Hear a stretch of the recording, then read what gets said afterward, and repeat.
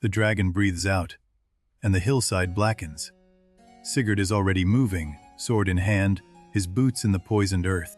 Graham goes in beneath the scales, where no armor covers. The dragon screams once. Mountains answer, then silence falls. A dying dragon speaks. That's the part the stories never make obvious. Fafnir tells Sigurd the gold is cursed, and Sigurd takes it anyway. Every great story hides one question inside it. This one asks, what do you do when you know something is cursed? And you reach for it anyway. The Völsung saga answers that question through 5 generations of people who all reached for the same gold. And none of them could stop. Not greed. That's the easy answer. The real question is about love, and what love asks you to become when fate doesn't cooperate. Have you been carrying something today? Something that felt like it should be yours to handle alone? Sigurd carried that too. Tonight, let the saga hold it. Get comfortable now. Adjust your pillow, settle your weight. If you drift off before the dragon speaks again, that's exactly right. The Norns have been keeping this story safe for 1,000 years. There are hundreds of ancient tales on this channel. Norse, Greek, Egyptian, Japanese. Waiting for your restless nights. Subscribe if you'd like them close. Now the saga begins. Before Sigurd, there was Völsung. Before Völsung, there was Odin's bloodline. A family built to carry something the gods needed carried. Odin came to the hall as a stranger and drove a sword into the oak. One pull. One person alone would own it. Nobody else could move it. Sigmund pulled it free. Just walked up, gripped it, and it came. That's how the Völsung line began, with one person seeing what everyone else missed. Generations pass the way they always do, fast when someone else is living them. Sigmund fell. His son Sigurd was born into the ruin. Regin found the boy.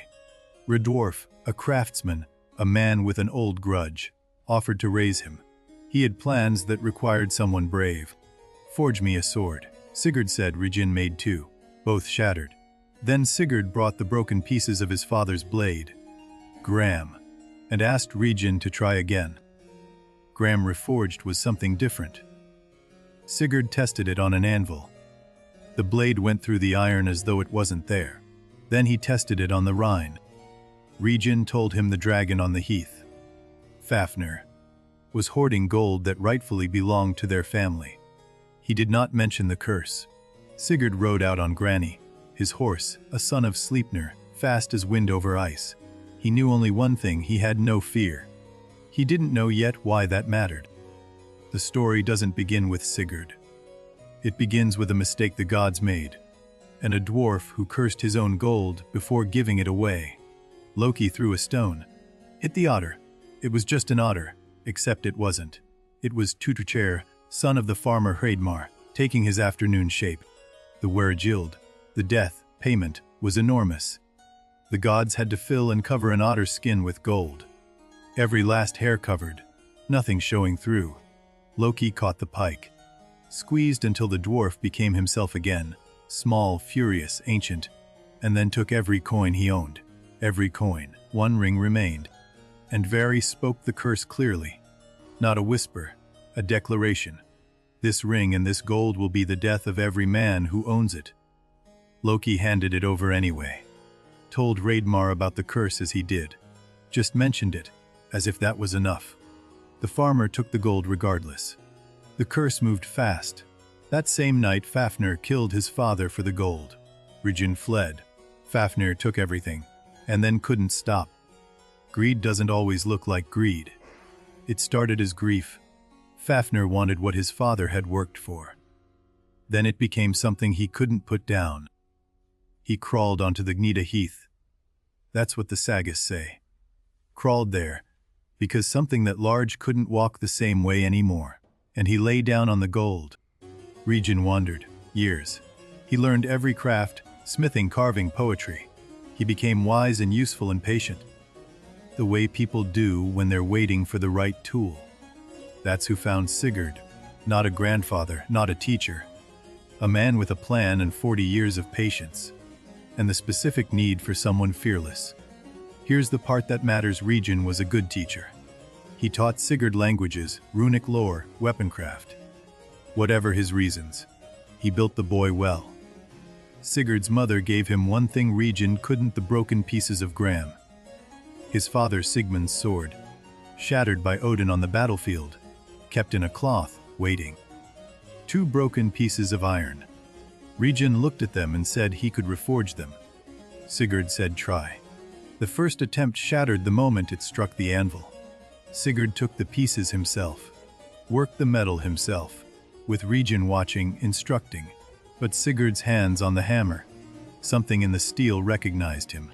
He split the anvil first, clean through. Not a crack, a split, both halves sliding apart on the forge floor. Regin laughed for the first time in years. Then the river test. He dropped a thread of wool into the Rhine above the blade. The current brought it down. Gram divided the thread without the wool even knowing. Regin said, "Now we go to the dragon." Sigurd said, "First, I have something to do." He had enemies. His father's killers. He hadn't forgotten. The hunting clan had killed his father. Sigurd found them. "The saga doesn't linger here," it says he. Ended the line. Then he came back. "Now," Regin said, "now we go." And he began to tell Sigurd the story of the gold. His father's hoard, stolen by his brother. He kept the curse out of the telling. "Your glory is waiting on that Hith," Regin said. "No man has ever faced Fafnir and lived. You would be the first." That part was true. Sigurd agreed. Not from greed. That's the easy reading. He agreed because facing the impossible was the only scale large enough for what he carried. Here's the part the myths never make obvious. Odin met Sigurd on the road to the heath. Disguised again. One eye, gray cloak. He told Sigurd how to dig the pit. Dig a trench along the dragon's path to the water. Lie in it. When Fafnir passes overhead, drive the sword up through the soft belly. Wait for the right moment. Fafnir came at dawn. The ground shook before he was visible. His breath hit the air first, yellow fog, killing the heath grass wherever it settled. This is the moment the saga holds its breath. Sigurd didn't flinch. Not from the ground shaking, not from the venom. Not from the shadow of something that large overhead. Gram went in below the left shoulder. Sigurd pushed until the blade was through. The dragon's shriek covered 3 valleys. Then he was dying, and he knew it. Fafnir asked who sent him. Sigurd gave his name, his true name, his father's name, his line. The dragon listened. Then warned him about the gold. "Take the gold and it kills you," Fafnir said. Sigurd said, "All men die. What matters is what they did first." The dragon couldn't argue. He died. Regin arrived moments later. He had been watching from a hill. He asked Sigurd to roast the dragon's heart over a fire and eat none of it. The heart belonged to him. Sigurd checked the heart with his thumb. Burned it, instinct only. He put the burn to his mouth. The moment the blood touched his tongue, something opened. He could hear the birds. Not singing, speaking. 2 new thatches on a branch above him, discussing what Regin was planning to do once the heart was eaten. Regin means to kill him, the first bird said. Take the gold himself. He's been patient 40 years, he won't share. The second bird agreed. Sigurd didn't hesitate. He walked to where Regin knelt and ended it quickly. The man who raised him, who taught him everything. He stood over the body a long time. Then he ate the heart himself.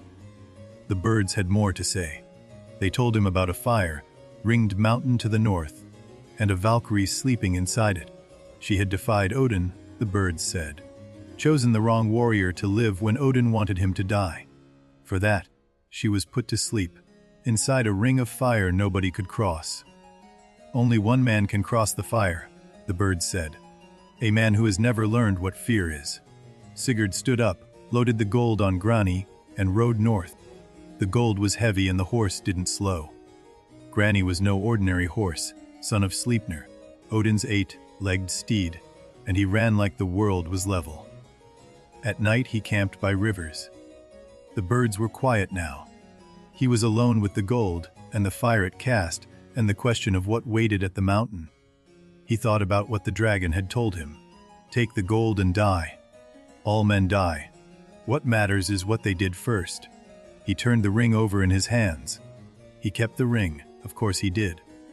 This is a story about why we keep things we know might hurt us, and what we do with the time between the keeping and the cost. The Norse people who first told this story lived in a world where gold meant obligation. A gift given was a chain made. Treasure wasn't wealth, it was weight. The word they used was cursed gold, but what they meant was gold that came without the right relationship. Stolen gold, blood gold, gold given under force. The Norns, those three women who wove fate at the roots of Yggdrasil, they didn't cause this. They only recorded it. The curse was already in the gold before the weaving began. Picture the storyteller 3,000 years ago reaching this same moment by the fire. The listeners leaning in. Because they all knew someone who'd kept something they shouldn't have. The Völsung saga survived because it wasn't just about heroes. It was about the thing that outlasts heroes. The gold that keeps moving. The ring that keeps finding a new hand. Sigurd reached Hyndalfjall at midday. The fire was visible from the valley floor. A ring of flame circling the entire mountain peak. Not violent, just permanent. Other men had tried. The sagas mention them without names. Just those who tried. And those who turned back. The fire rejected everything that arrived afraid. Sigurd gave Granny his head and held on. The horse walked straight into the fire. The flames parted.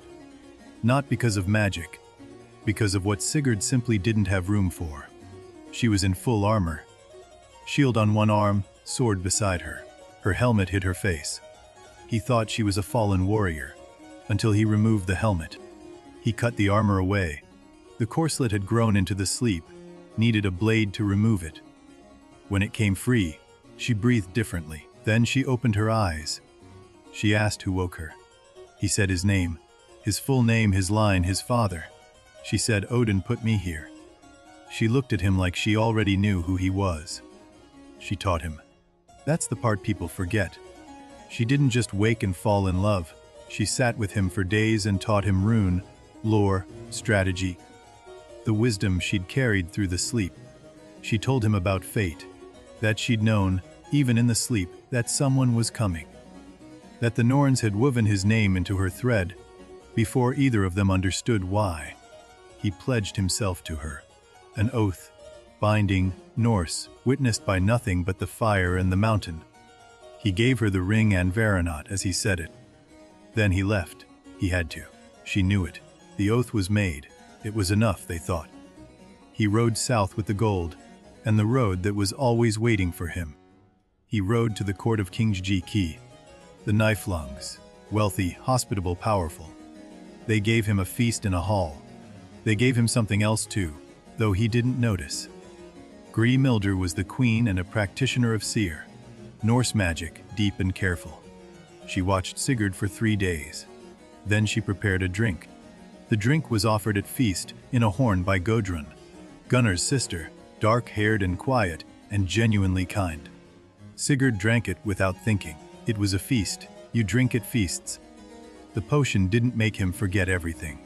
It made him forget one thing, completely and carefully, as if it had never been. Her name, the mountain. The oath.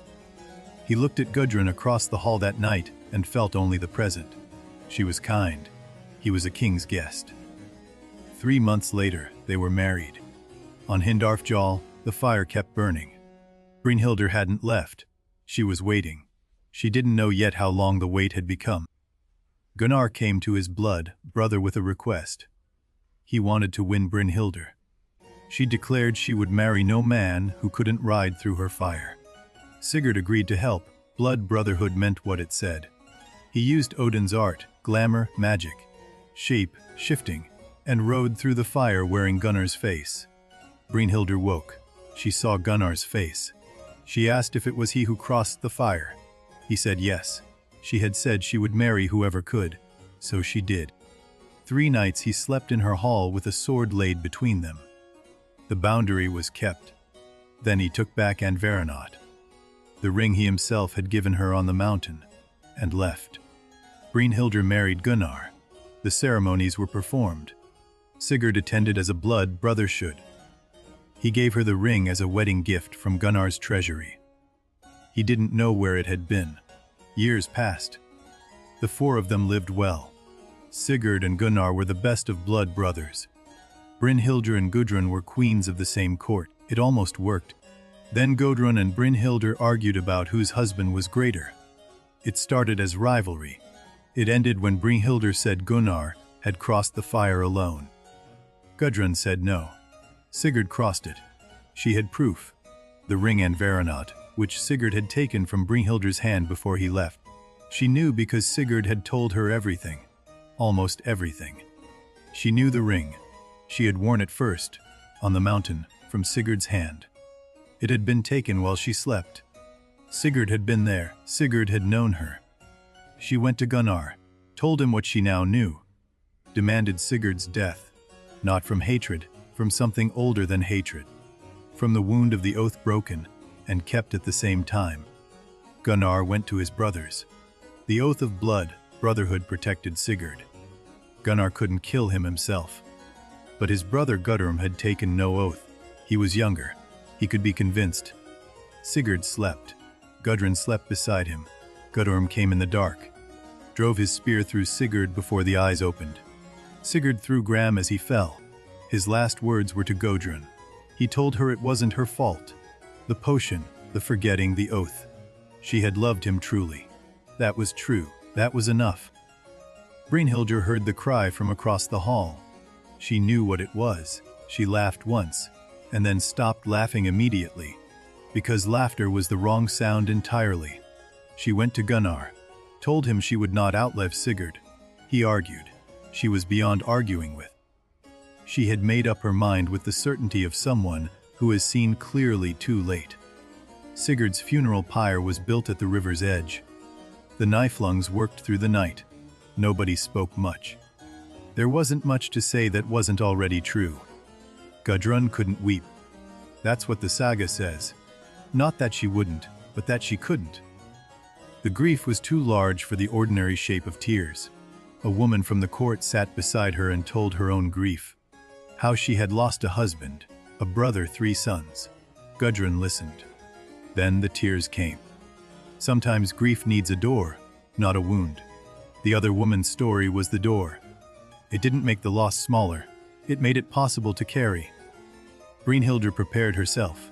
She dressed in her finest, the armor she had slept in, the gold she had worn. She took a sword. She went to Gunnar one last time. She spoke for a long time. That's what the sagas preserve, her speech, almost word for word. The Norse considered it important enough to remember exactly. She told them who Sigurd was. The greatest man who had ever lived, she said. Not the greatest warrior, the greatest person. She had known it from the moment she opened her eyes. She told them Gunnar had not wronged her, not deliberately. Fate had moved all of them like pieces on a board. But fate was no comfort to her now. She asked to be burned beside Sigurd. She asked that the sword be laid between them on the pyre. As it had been laid between them in her hall, the boundary kept even in fire. Then she died. The saga is spare about this, it doesn't dwell. She lay down and was gone. The brevity is the Norse way of honoring someone who didn't need drama to be enormous. The pyre was lit at midday. Sigurd and Brynhildr together, the sword between them. Gudrun stood at the river's edge. The Niflungs stood back. The fire was enormous. The gold went with them, most of it.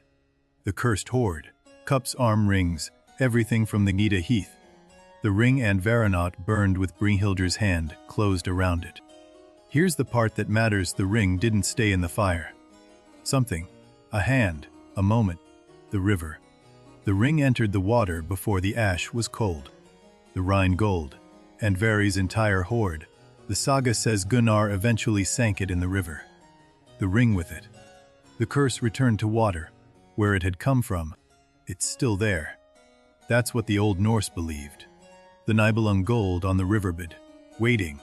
The curse doesn't dissolve in water, it rests. Gudrun survived. The saga doesn't let her rest. She is passed from grief to grief. Another marriage, another court, another set of obligations that carry gold. Shira Atli, a powerful man. The saga's version of Attila the Hun. Brynhildr arranged it. Another drink, another forgetting, another structure built on sand. Atli wanted the gold. He knew Gunnar had it. He invited the Niflung brothers to his court. An invitation that was a trap wearing a feast's clothing. Hogni said don't go. Gunnar said we have to. Refusing would be cowardice. Both were right. That's the kind of trap that works. The one where honor is the mechanism. Before he left, Gunnar sank the gold. Took the hoard to the Rhine at night alone and gave it to the river. No one alive knew where it was. That was the point. They rode to Atli's court. The welcome was warm. The trap closed at the feast. Atli's men surrounded them. Swords out, demands simple. Tell us where the gold is. Hogni was killed first. To show Gunnar what would happen. He watched. Then they told Gunnar, tell us where the gold is, and you can go free. He almost laughed. He said I told Hogni I wouldn't reveal it while he lived. Now he's dead. So now only I know. And I will take it with me. He was put to death in the snake pit. Gudrun heard. She had warned him, sent him coded messages. The saga says he hadn't listened. She sat in Atli's hall and understood what her life had become. She exacted her revenge with the cold precision of someone who had been carrying grief so long it had become a tool. The details the saga gives are brutal. The point it makes is not. The point is this: the curse moved through the gold, through the ring, through everyone who touched it. And the survivors were not the ones who escaped. They were the ones who endured. Stay with this. It matters before the end. The saga never names a villain. Fafnir was greedy but began as grief. Regin was calculating but taught Sigurd true things. Brynhildr loved her children. That's the Norse vision, not good versus evil, but a web of choices, each reasonable in the moment, each pulling the next. The Norns don't judge, they just record. The gold rests. The river moves over it without carrying it away. Somewhere in Germany, if you believe the old accounts, the Rhine holds everything that was paid for this story. Now rest with the river for a moment. Breathe with it. The saga has been moving fast. Characters' choices loss. Let the water slow things down. The saga moves to a third generation. Gudrun's children by Atli, her children by a later king, the curse threading through them too. The ring finds new hands without trying. Her daughter Svanhildr was beautiful. The saga says men compared her to the sun. She was given in marriage to King Jormunrek. The comparison to the sun was not a good omen. Jormunrek's court was dangerous. His advisor Bikki was the most dangerous thing in it. A man who told truths at exactly the wrong moments for exactly the wrong reasons. Bikki told Jormunrek his son and Svanhildr had been meeting privately. Whether it was true doesn't matter. The king believed it. Svanhildr was executed. Gudrun sent her sons to avenge Svanhildr. She armed them herself, in cursed gold armor from the old hoard. The saga notes this without comment, as if it's obvious what happens next. On the road they met a stranger who offered advice. An old man, one-eye, gray cloak. The Völsung story began with Odin. It ended with him too, watching, occasionally nudging. They reached the hall and fought well. The cursed armor held for a while. Then one of them spoke an unwise word, and the spell broke. Then stones. Hamdir's last words were about the journey, not the dying. He said, we fought well, we came far, we did what we came to do. Even the Norns couldn't have asked more. Gudrun was the last. She had outlived everyone the story loved. Sigurd, Brynhildr, Gunnar, Hogni, Svanhildr, her sons. She walked to the sea. She tried to drown herself. The sea refused her, carried her across to another shore, another land, another king who wanted a wife. The saga doesn't call this punishment. It just keeps going. She lived. The saga ends without triumphalism, just the record that Gudrun lived, married again, carried what she carried. The Norns noted it. Life continued. Here's the part the myth never makes obvious. Gudrun is the center of this story, not Sigurd. She's the one who lives through all of it. She's the witness the saga needed. Every great story needs someone who survives to tell it. Gudrun survived. The Norns gave her the hardest gift, the one that outlasts everyone else's continuation. Now let the story breathe. You've been in it a long time. The forge, the dragon, the mountain, the potion, the pyre. Let it settle like water finding its level. The fire on Hindarfjall is still burning. That's what the old accounts say. The fire Odin set has never gone out. The mountain keeps its vigil, whether anyone is sleeping there or not. Odin doesn't explain himself in this saga. He moves through it. The sword in the tree, the trench on the heath, the stranger on the road, and says almost nothing. That's the Norse Odin. Not a father god who loves and protects, but a god who needs things from mortals. He needed someone to demonstrate what courage costs. He built the Völsungs for that. The question the saga leaves you with isn't about the goal. It's about what you build your life around, and whether you'd recognize the curse in it before it cost too much. You've probably reached for something like that too. Not for greed, for something you believed in. The saga doesn't judge you. It just asks you to see it clearly. The Norse who first heard about Brynhildr's pyre were not surprised by it.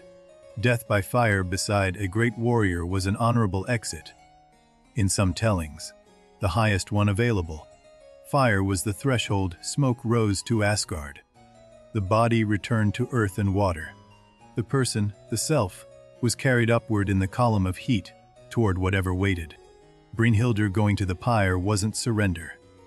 In the Norse frame, it was action. She chose the manner of her departure, the company, the direction. That was power. The sword between them, that detail the saga preserves, meant they arrived at the afterlife as themselves. The boundary kept. Whatever they were to each other in life, they were still it in death. The Norse storyteller at the fire, 3,000 years ago, would have reached this moment and gone quiet. Let the fire speak for a while. Some moments need no narration. The Völsunga saga is not a sad story. Or rather, it is a sad story that contains something that isn't sadness.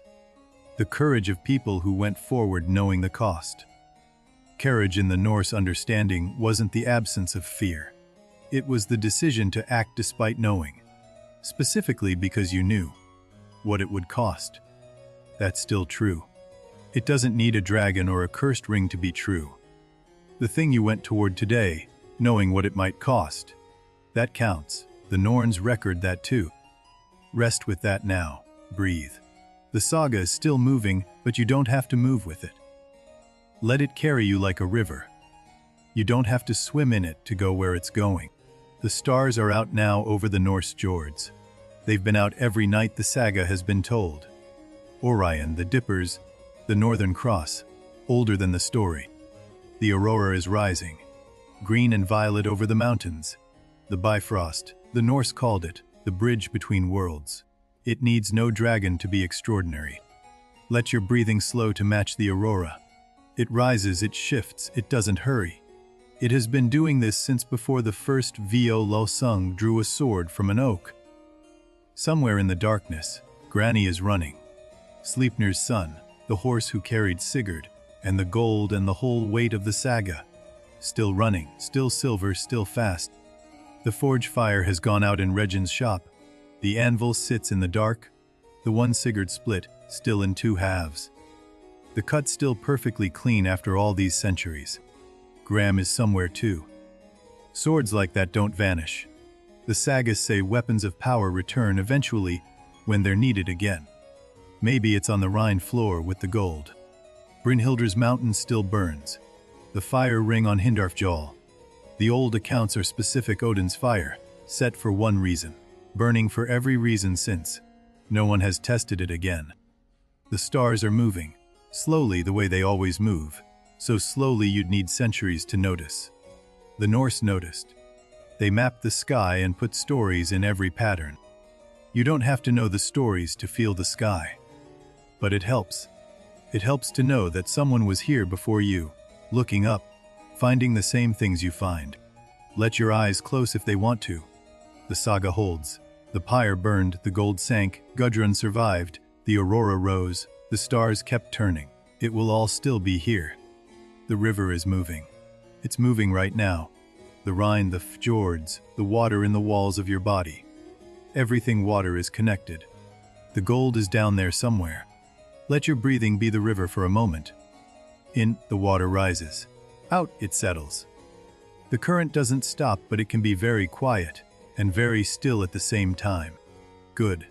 Stay there. The saga will keep. It has kept for 1,000 years. What's one night of rest inside 1,000 years of telling? Sigurd is safe now. Whatever the cost, he died without flinching, without dishonesty, without diminishment. The dragon knew him. That's enough to know. Brynhildr is at rest. She chose her path with full knowledge. No potion, no forgetting, no borrowed face. Everything she did as herself. That is its own kind of gold. Gudrun is walking. Somewhere she is always walking.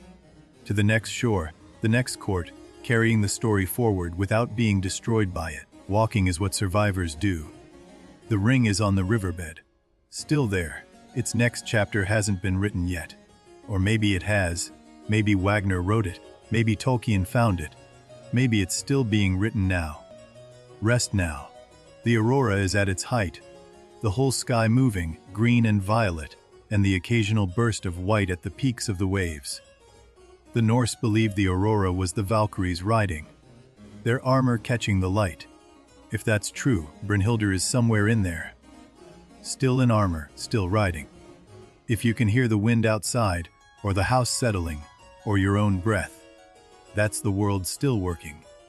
The saga runs beneath everything, the way the gold runs beneath the river. The Norns are still at the loom. Your thread is still being woven. It touches other threads you haven't met yet. People who will matter. Choices still ahead, gold you haven't touched. The thing the Völsung saga understands is this: whatever is fated doesn't have to be feared. The Norns record. They don't sentence. The choices are still yours. Sigurd knew this. On the heath, with the dragon's last words in his ears and the ring in his hand, he knew. He took the ring anyway. That was his choice, not his fate. Brynhildr knew. She walked into the fire ring on Hindarfjall with the clarity of someone who has done the calculation and found it acceptable. Her life, her terms. Gudrun knew too. Every marriage, every grief, every shore. She walked into it with open eyes. That's what the saga records most carefully. A woman who never stopped choosing. Let their choosing rest now, and let yours rest too. The day is done. Whatever you carried today, you carried it. Tomorrow is a different thing entirely. The dragon's lair is quiet. The gold is gone. The heath is growing back. Grass pushing through the scorched earth. The way life pushes through every aftermath slowly, without drama. The river is doing what rivers do. It moves. It carries. It doesn't arrive anywhere. It's always in the act of going, and that is enough. You are doing what you do. Breathing. Settling. The ancient rhythm of a person at the end of a day, at the edge of sleep, with a story moving through them. The pyre ash is cold now, scattered by wind across the river. Sigurd and Brynhildr are in the water and the air and the story. That's what the Norse believed ash became. Gram is in the water too, perhaps. Or buried in a hill. Or waiting. Good swords don't end, they wait for the right hand. That's what the Norse believed about weapons built with purpose. What matters right now is not the gold, not the sword, not the ring. What matters is the sound of the river, and the aurora overhead, and your breath and the dark. This is the moment the saga turns on. Gunnar at the river's edge alone, the last of the Niflungs still standing. The gold in his hands. The water below. He lifted the first armload and let it fall. The sound was enormous. Gold on water, then the long silence of sinking. Then he lifted the second, then the chest itself. The ring went last. He held it a moment. The ring that started everything, and Vari's ring, the ring that had been on 5 hands and bought 5 griefs. Then he opened his fingers. It went under. The gold light from it lasted a moment below the surface, then dimmed, then was gone. Gunnar stood at the river's edge until the water settled. The river moved on. It always moves on. The gold is somewhere under it now. Andvari's hoard, Fafnir's hoard, Sigurd's hoard. The ring, all of it resting in the dark current. All of it still. The river held its secret. Gunnar walked back to his hall through the dark and told no one. The gold was gone. The Völsung age was over. He sat down by the fire. Something lifted in the hall that night. Not joy, not peace exactly, but a quality of air that was different from the years when the gold had been under the floor. The curse had weight. The curse didn't vanish when the gold sank. That's not how curses work in the Norse understanding. It rested. The way water rests in winter. Still present, still cold, not moving. Gunnar knew this. He didn't sink the gold to end the curse. He sank it to keep it from moving. The difference matters. He bought time, for himself, for what remained. The hall was quieter in the years after. Fewer visitors. Less gold means less draw. That suited Gunnar. He had been a generous king. Now he was a careful one. But Atli's messengers kept coming. Atli, who had taken Gudrun, who wanted what Gunnar had given to the river. The invitations didn't stop. They just grew more formal, more insistent. Here's the part that matters. The new threat wasn't Atli's hunger for the gold. It was Gunnar's own sense of honor. The trap was built from his virtue, not his weakness. A king who refuses a formal invitation is a king who is afraid, Gunnar said. Hogni said a king who walks into a trap is not brave. He is dead. Both things were true. They rode out together, blood brothers to the end.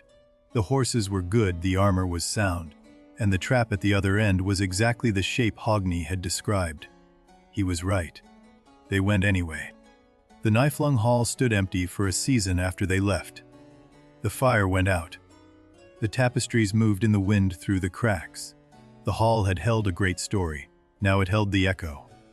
This is what the Völsunga saga understands about endings. They don't announce themselves. The hall goes quiet. The fire goes out. The brothers ride away. The end looks like any other day. But endings carry seeds. The Völsunga saga ended, and immediately began again differently. The stories it planted grew into Wagner's Ring cycle 400 years later. Then Tolkien. Then further. Wagner heard the Ring story and wrote 4 operas about it. 15 hours of music. He called it the Ring cycle. The same ring, the same curse. The same Rhine at the end receiving the gold back. Tolkien read the Völsunga saga as a young man. He read it in the original Norse. He was that kind of scholar. The ring that rules them all has ancestors here, on this riverbed. The new threat was always this, not the gold, not the ring, but forgetting. The danger that the story would stop being told. That's what every retelling guards against. Stories are cursed the same way gold is cursed. You can't keep them still. They move through hands, they change shape. They demand to be passed on or they die. The ring understood this. You are part of the chain. Right now, listening. You are one of the hands the story is moving through. The saga found you, the same way it found Wagner, the same way it found Tolkien. That's the turning point. Not the gold sinking, that was closure. The turning point is the story leaving the saga and entering the world. The ring isn't in the Rhine, it's here. The new threat the saga faces isn't swords or poison, it's silence. Every generation that doesn't hear it is a generation that has to figure out the gold lesson themselves. Without help, the Völsunga saga was almost lost. The manuscript, one copy in Iceland, 13th century, survived fire, neglect, and the slow attrition of centuries, one copy. Almost nothing. Someone kept it. Some monk, some scholar, someone who knew this was worth keeping even when the Norse world was changing around them. We don't know who, the story survived them. Tonight it's here. Because someone held it. Because Gunnar chose the river over Atli's court. Because Gudrun walked to another shore. Because Brynhildr spoke clearly at the end. Rest with that chain for a moment. You're in it. You don't have to do anything with that. Just know it. The story came a long way to reach you tonight. Gunnar and Hogni rode south. We'll follow them there, but not yet, for now. Let the hall stand empty and the fire go out, and the tapestries move in the draft. The river holds. The mountains hold. The aurora has come back. It comes back every night over the Norse countries, whether or not there's anyone watching. Let your body be as heavy as the gold on the riverbed. Let the current move over you without moving you. You are on the floor of something deep and quiet and held. The mountains are the same mountains. The fjords are the same fjords. The stars Sigurd navigated under are still above you, moved slightly in their great slow circle, but still there. Your breath is the river tonight. In, the water rises slightly over the gold. Out, it settles.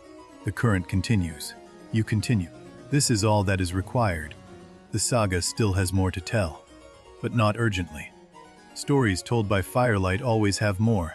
The fire just needs to burn a little longer. It will. Rest now. The river is running. The mountains are holding. The ring is on the floor of the Rhine. Gunnar and Hogni are riding south. We'll meet them there when you're ready.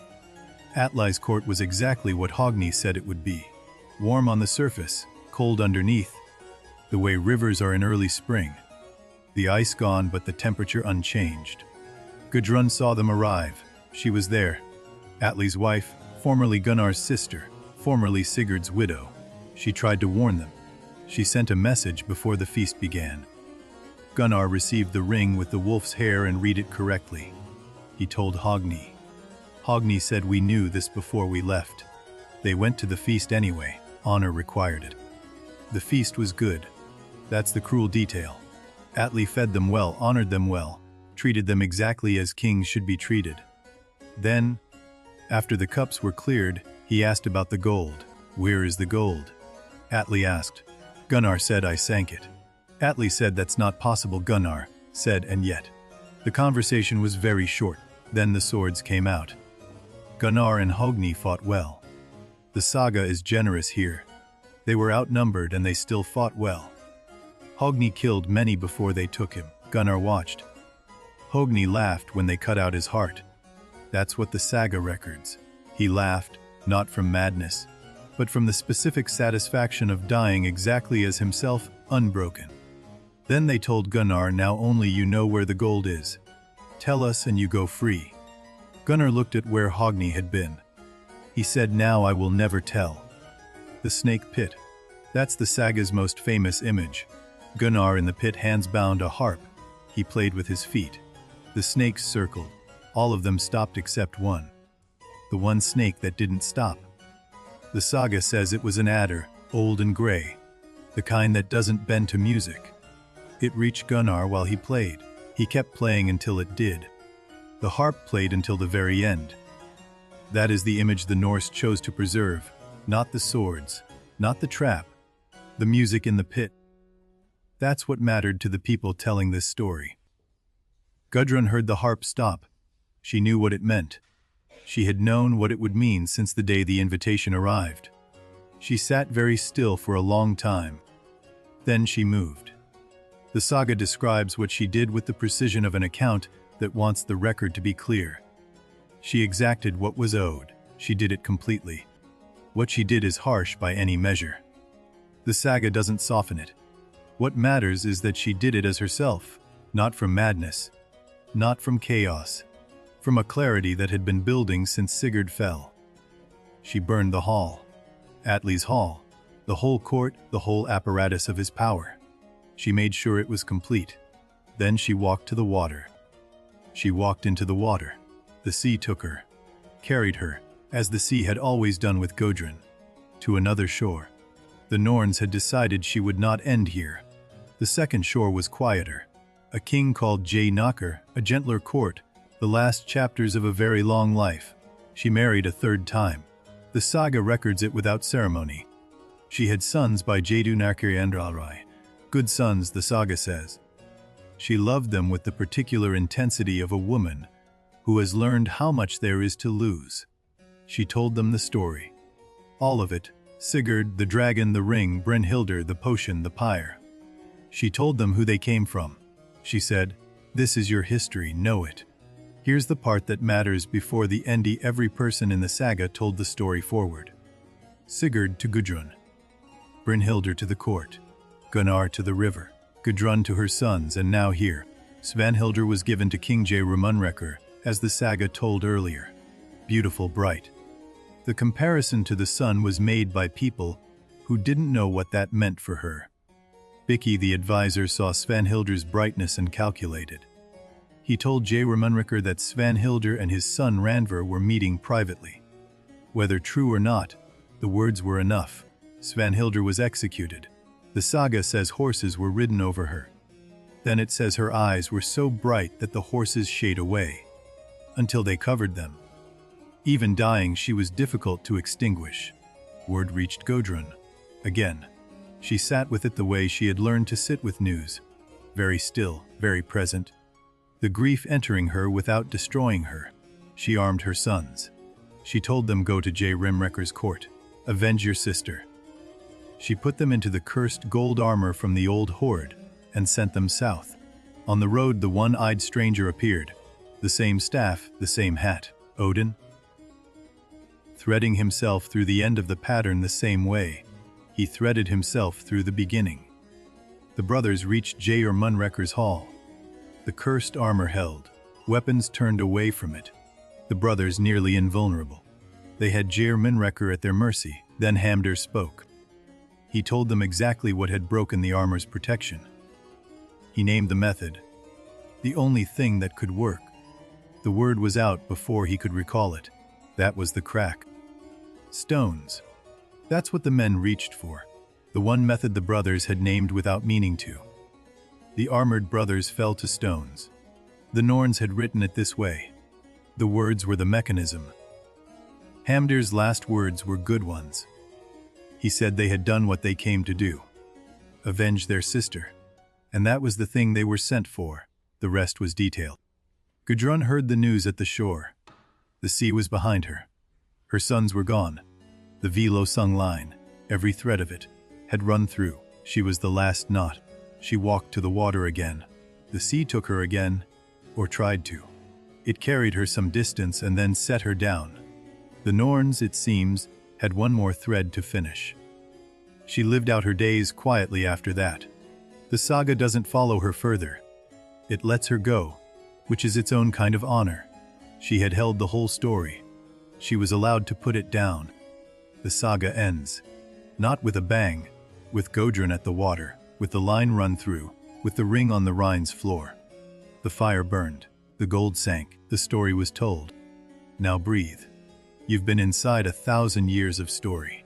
Let it settle around you the way water settles, finding its level, taking the shape of the space it's in. The saga asked a lot of you. It always asks a lot. The Norse stories don't offer easy comfort, but there is comfort in them. It just takes a different shape. The comfort the Völsung saga offers is this: everyone in it went forward. No one stopped. Even the ones who were wrong, Regin, Brynhildr, Bikki, they moved. The world has never stopped moving either. You moved today too. Through whatever the day brought, you moved through it. The Norns noted it. The fire burned for it. The saga makes room for that. Let your body follow the river now. Heavy and settled. The current will handle the direction. You don't need to steer. Rivers know where they're going. The Völsung saga is not one story. It's the shape left by hundreds of tellings, each one adding something, softening something, hardening something else. What we have is the residue of all of them. The Norse version gave Sigurd a death in his sleep. Earlier German versions, the Nibelungenlied, gave him a different end by hunting in daylight. The same man, different deaths, the same gold. Wagner heard both versions and wrote his own. He changed the ending. In his ring cycle, Brynhildr is the one who burns everything. The fire she chose becomes the fire that ends the gods. Tolkien changed the ring into something more philosophical. Not about greed exactly, but about the will to dominate. His ring doesn't kill through a chain of love. It corrupts through the desire for control. Each teller found the same essential thing: that something beautiful can carry something dangerous inside it. That the cost isn't always visible at the moment of reaching. That some lessons need repeating. The story rests now. The Norns have stopped weaving for a moment. They do this, the Norse believed, at the deepest part of the night, when the threads need to set before the next day's work begins. This is the deepest part of the night. The aurora has passed its peak. It's dimming slowly, the way fires dim when the night is finished with them. The sky is almost dark. The fire on Hindarfjall is still burning. It will be burning when the aurora is gone, and the stars have turned, and the dawn has come and gone again. Some things don't go out. The river is moving. It has been moving since before the first word of the saga was spoken. It will be moving after the last word is forgotten. The river doesn't need the story. Your body knows how to sleep. It has always known, older than any saga, older than any ring. The knowledge is in the weight of your limbs and the slow of your breath. The Gnida heath is growing back. Slowly. Norse grass is patient, but it's growing. The scorched earth is breaking up. The first green shoots have found the cracks. Fafnir's body returned to the earth. The dragon was a dwarf once, Hreidmar's son, a person with a father and a brother. The earth received him back without judgment. Regin's forge went cold. The anvil, split in two by Gram on the day everything changed, still sits in two halves. The cut is still clean. The work was real even if the man was not. Granny ran until the world ran out. That's not in the saga. That's what horses like Granny do, given permission. Sleipnir's son, the horse who carried the gold and never slowed, the Bifrost stands. Heimdall is at his post, another saga, another guardian. But the bridge connects all of it. The Norse world a web of stories with the rainbow bridge at the center. Odin is at his high seat. He has been watching the whole time.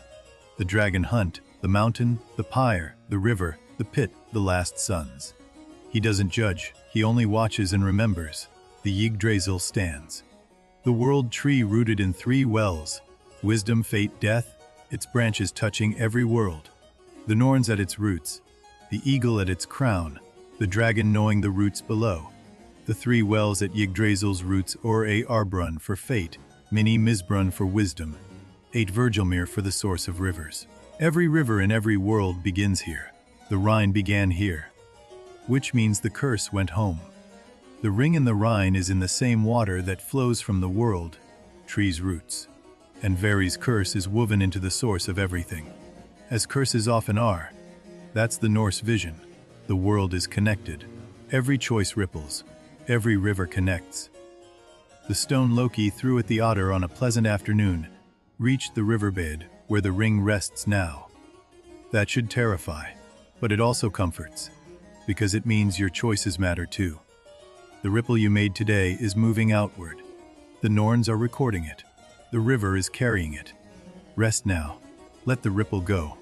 You don't have to follow it to the shore. Ripples arrive without you. They do their work without you. You can let go. The aurora has almost gone. One trace left, pale green at the northern horizon. The stars have it to themselves now. They're old enough to enjoy the quiet. Brynhildr is riding somewhere in the dark. You can't see it. The Valkyries ride beyond the visible spectrum, the Norse said. But the aurora was the evidence. She passed through. Sigurd is somewhere in Val-Alel. The Norse believed the honored dead feasted with Odin, not forever, but for the age before Ragnarok. Long enough, the feast is good, he earned it. Gunnar is there too, and Hogni, who laughed at the end, who played the harp, who knew and went anyway. They are at the same table. The blood brotherhood holding in death as it held in life. Brynhildr arrives. She finds Sigurd. The sword is somewhere else now. The boundary she kept in life, she can choose in death. The saga doesn't follow her further. It was enough to get her here. The ring is on the Rhine floor. The feast is in Val-Lel. Gudrun is at the water somewhere. The Norns are weaving. The story is told. All of these things are true simultaneously. Let that be enough. The simultaneous truth of it. The gold at rest and the people at peace and the story still moving, and you hear, at the end of a long day, listening. Breathe in, the river rises. Breathe out, it settles. You are the river now. Not the gold, not the ring, not the curse. The river. moving forward without effort. The saga asked you to hold a lot. The names, the choices, the chain of gold through 5 generations, the grief Gudrun carried. You can set it down now, it was always the saga's to carry. The fire at Hindarfjall keeps burning.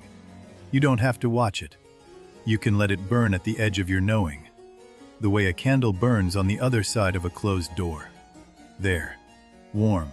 Not your concern right now. Grani is running somewhere. That horse never gets tired. If you could hear hooves right now, not the anxious sound, but the sound of something running for joy, that would be Granny. The world is doing what the world does at this hour. Turning slowly. The dawn is somewhere behind the horizon, working its way toward you. It will arrive when it arrives. You don't have to hurry it. The stars are moving. You can't see it. Too slow for a single night, but they're moving. The great wheel turning. By the time you wake, they will have shifted. That's normal. That's how it's been. Your breathing is the only measure of time you need right now. In, out, the interval between them. That is the exact right pace for this hour. The saga is complete. The ring is in the river. The fire is on the mountain. The story has been told, by the Norse, by Wagner, by Tolkien. Tonight by this voice the chain holds. The Norns are weaving. The river is moving. The aurora has passed. The stars are turning. Grani is running. The fire burns on the mountain. Everything is exactly as it should be.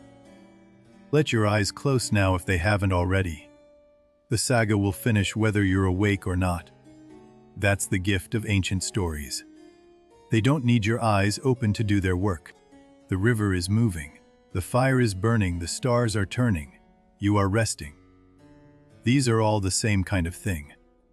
Things that continue without effort, that are simply what they are. The Völsung saga is the oldest surviving story about a ring that corrupts. It predates Tolkien's One Ring by 900 years. It predates Wagner's Ring cycle by 800. The question the saga first asked, what do you do when you know something is cursed, and you reach for it anyway, has been asked in every generation since. It has never been answered finally. Because the answer is not in the story. The story is the space around the answer. You bring the answer, or you don't. And the story receives whatever you bring without judgment. The Völsung saga is still being told. You heard it tonight.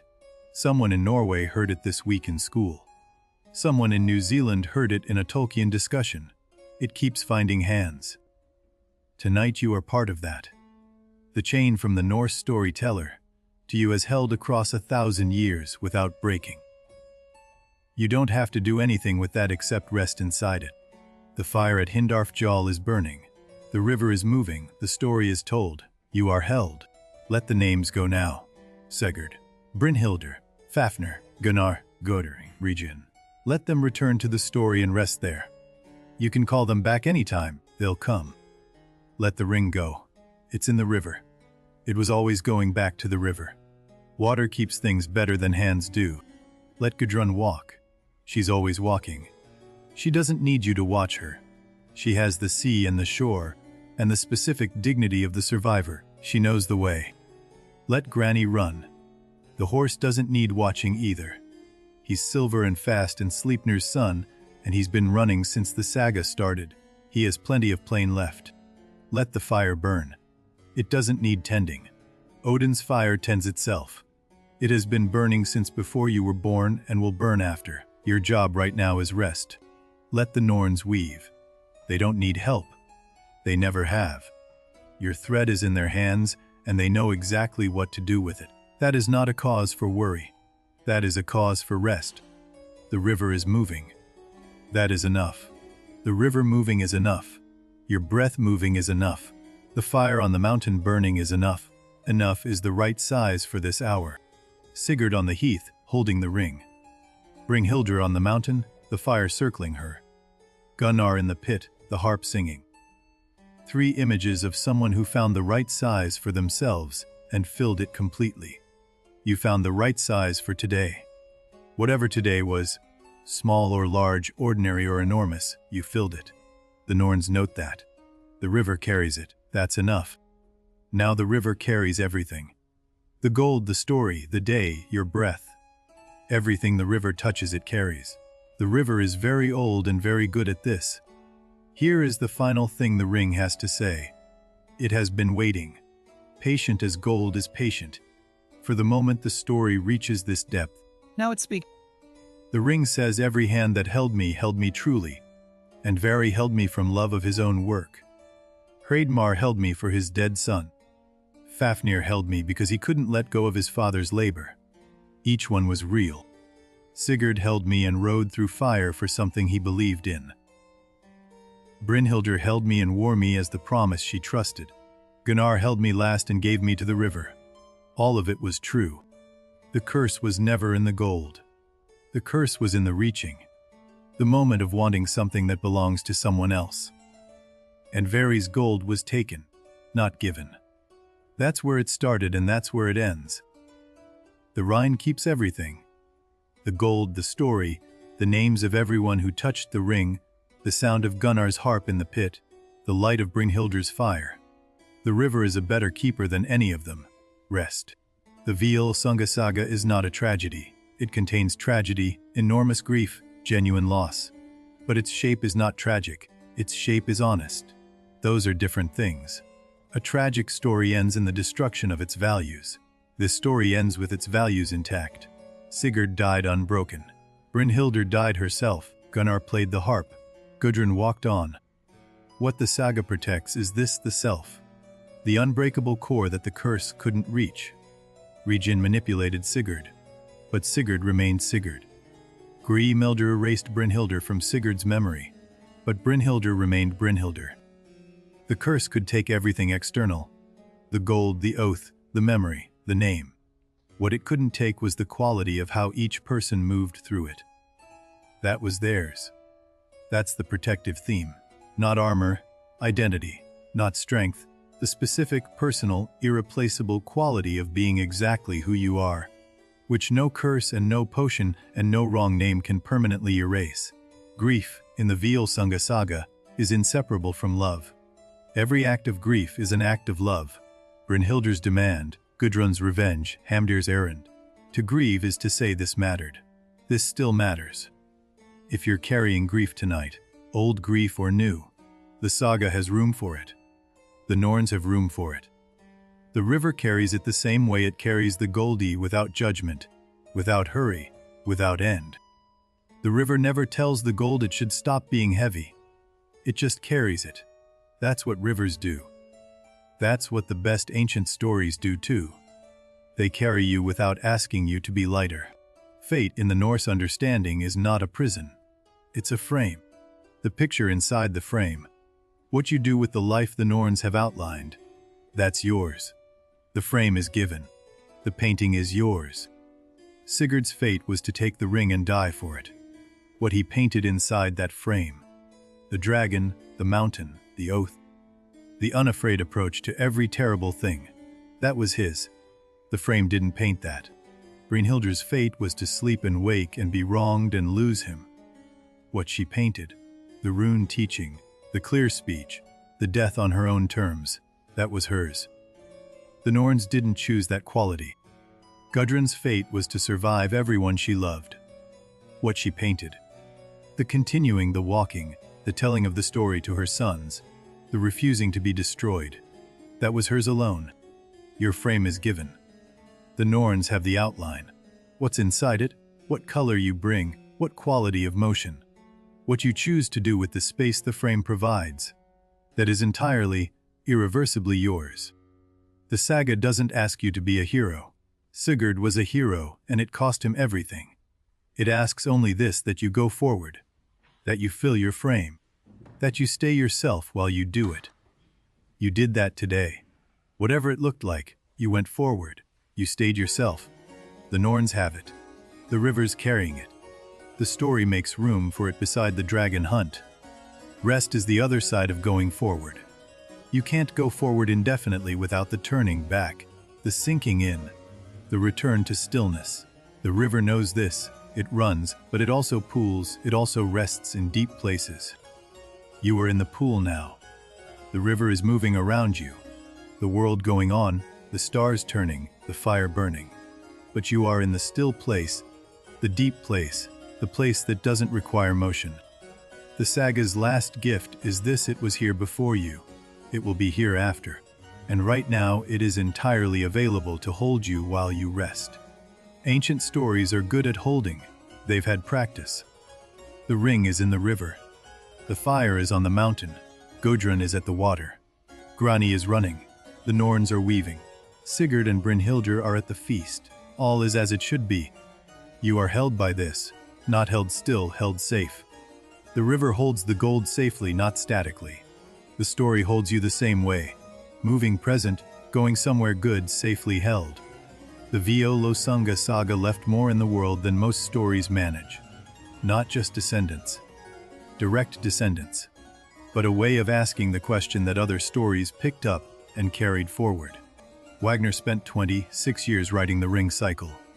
4 operas, 15 hours of music. He called it a stage festival. Something so large it needed its own theater. He built one, in Bayreuth. It's still there. Tolkien wrote a poem retelling the Völsung saga in Old English verse, unpublished in his lifetime. He spent 40 years on it alongside The Lord of the Rings. The same ring, twice, in different keys. The Icelandic manuscript survived fire at least twice. The building that housed it burned.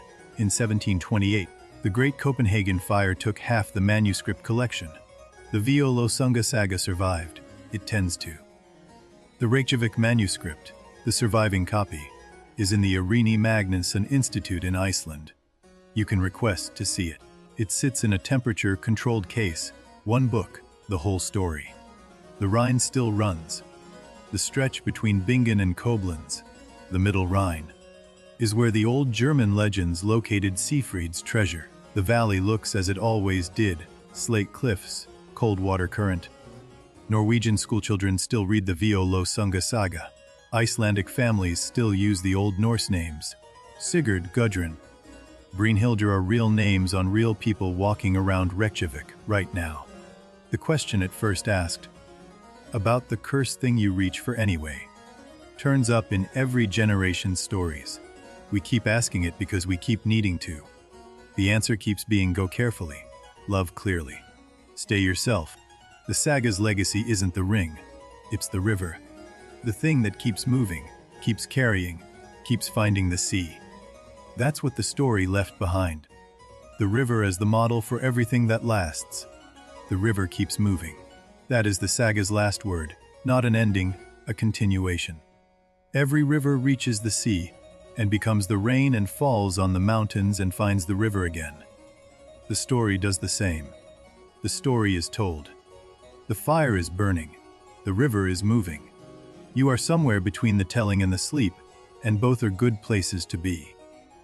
The Rhine is moving right now. The same current that has been moving since before the first word of this story was spoken. It doesn't need the night to end. It moves through everything. Only the stars above Norway. Still, turning so slowly it takes centuries to notice. The Milky Way, a pale river overhead, the river below its mirror. Only the fire on Hindarfjall orange. Steady, the mountain dark around it. The sky dark above it. The fire sufficient to itself, burning without needing anything from you. Only the wind over the Norse mountains. Cold, clean. Moving through the high passes without hurry, bending the grass on the lower slopes, rippling the fjord below. Iendud only snow on the high peaks. Still, the kind of stillness that comes after snow, the world softened, the edges gone, the sound absorbed. A white silence on the mountains tonight. Only the river stones beneath the Rhine. Round, cold, patient. The water moving over them for 10,000 years, the stones making no complaint, simply there, simply smooth, simply resting in the current. Only the aurora, gone now, past the horizon, still burning somewhere north. The sky it left behind is the deepest dark of the night. Clean, wide, the stars having it entirely to themselves. Only the Norse night, the whole enormous quiet of it. The fjords and the mountains and the river, and the fire on the mountain, and the stars and the snow, and the wind moving through the high passes. All of it here, all of it at rest. Rest now, wanderer. The story is held. The gold is in the river. The fire burns on the mountain. The stars are turning above you. You have been carried a long way tonight, and you are safely here. Sleep well.